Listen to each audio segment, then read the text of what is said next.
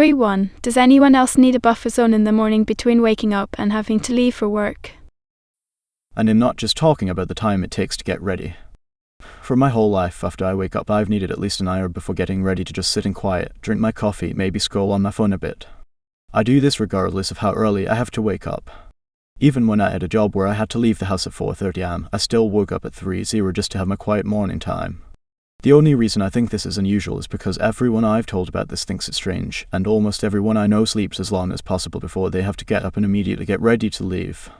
Whenever I have to do that, I feel extremely sluggish, depressed, and tired the whole rest of the day.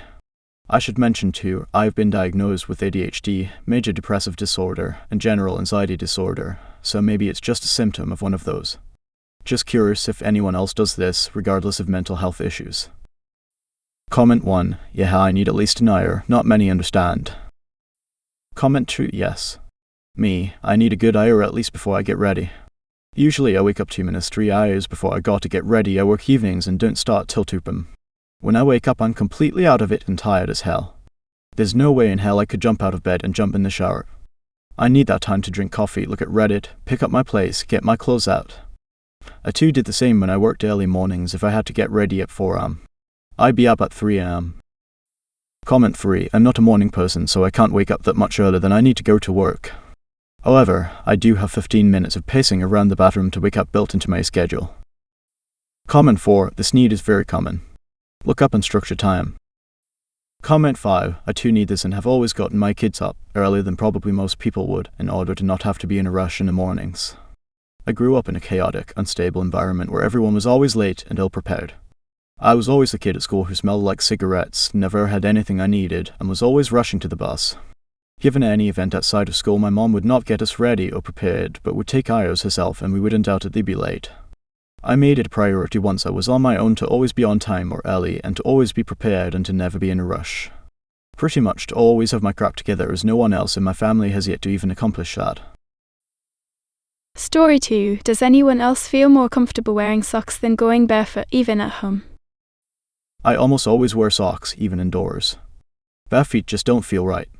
Anyone else? Comment 1. I'm not a barefooter. I like my socks, and I like to feel them on my feet. I even sleep in them. That's different socks, of course.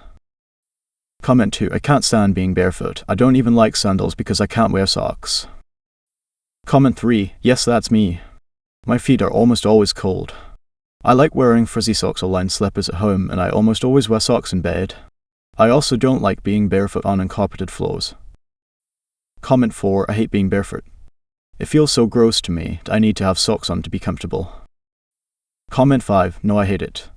I can't really understand people who have shoes and socks on outside and then come home and still keep their feet enclosed. Let them breathe, lol.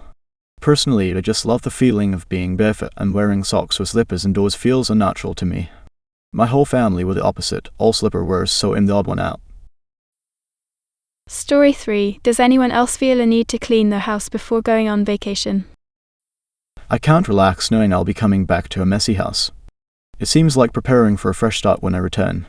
Does anyone else do this? Comment 1. I do this. I also apply the same methodology on a day-to-day basis with small things such as making my bed every morning and making sure the kitchen is at least tidied up before leaving the house. That way, no matter how the day goes, at least when I get home and look around, it's comforting rather than burdensome. Returning from vacation has lots of to-dos in itself. I find minimizing them reduces stress and burden. Comment 2. You don't want to come home to a mess. Comment 3. It does sound like a good idea, but I clean around this house every day. I do what is called in the trade as the finger test. It never fails. BS. Finger test is the dust test. I usually, when I change them, use my black socks. Using something black is a great giveaway to find any dust on furniture.